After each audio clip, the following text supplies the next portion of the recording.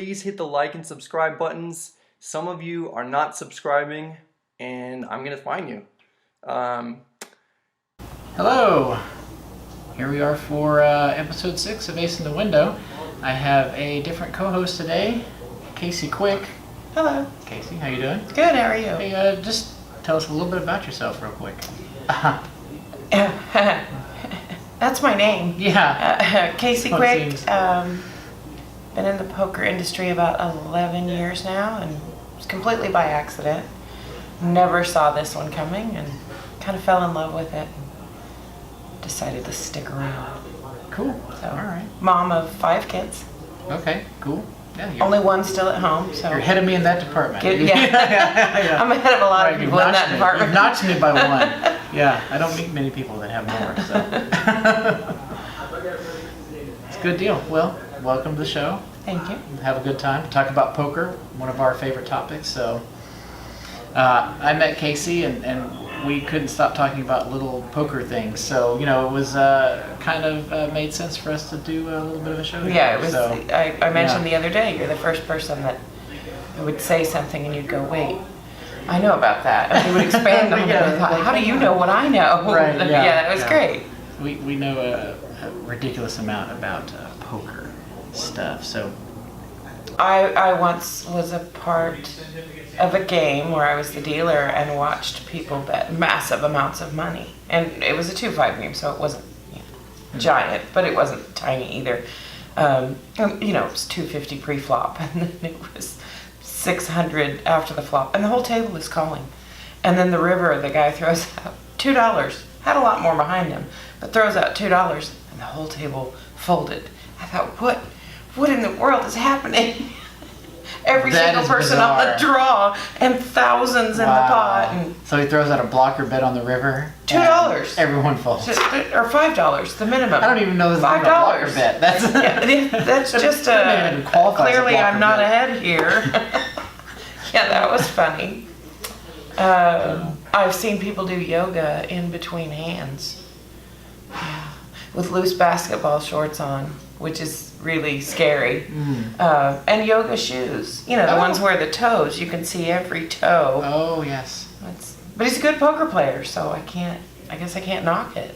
That's true, yeah. It was just like, you know, dinner and a show for that round. Here we go. What story? Oh, my favorite poker hand ever. Everybody has a bad beat story. I have a favorite hand ever story. I am in the big blind. I have the table covered in chips, and it was a ridiculously low 50-cent dollar game where I had well over $1,000 in front of me. It was ridiculous. Under the gun goes all in, +1 goes all in, and before I know it, the entire table goes all in. So without looking at my cards, I call. The dealer said, have you even looked? I said, do I need to at this point?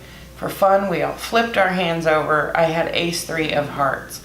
I looked at the dealer and said, oh, please give me hearts, please give me hearts. And the flop came out, ace, ace, ace. I thought, ship it. That is a once-in-a-lifetime story that I don't see how it would be possible for that to ever repeat. But boy, wouldn't it be fun if it did. Lots of interesting stories from poker tables. The gentleman doing yoga, of course. Oh, here's a funny one. Extremely true story, sadly.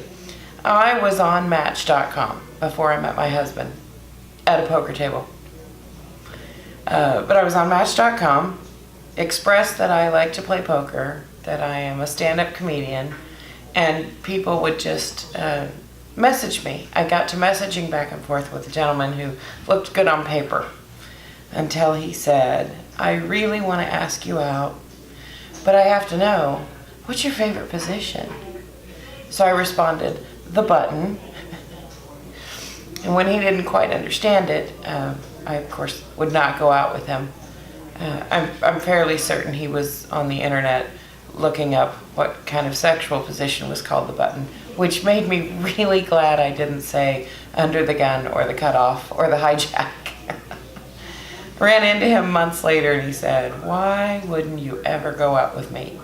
I said, "You didn't understand poker, you didn't understand humor. I don't see how this could ever work. And you were being a kind of a jackass, and I decided to give you an out that you did not take." So a note to you gentlemen out there who might be pursuing the ladies online. I don't know how it all works now. It's all changed so much. Is Match.com even still a thing? Yeah, I have no idea. That's it for this episode, guys. Hope you enjoyed it. If you did, please hit the like and subscribe buttons. I told a few of you that I would find you if you didn't subscribe, and I found at least 4 of you. There are a few more that I have to get, I guess. But, you know, I'm taking it slow. I will find you. It's just going to take a little bit of time. I can't go after everyone all at once.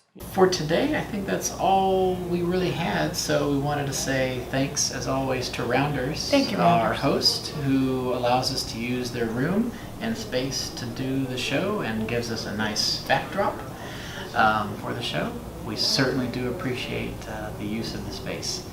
Thank you so much for watching.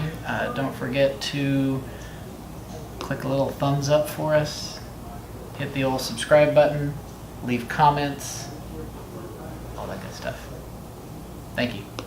Now the end is near, and so I face the fight.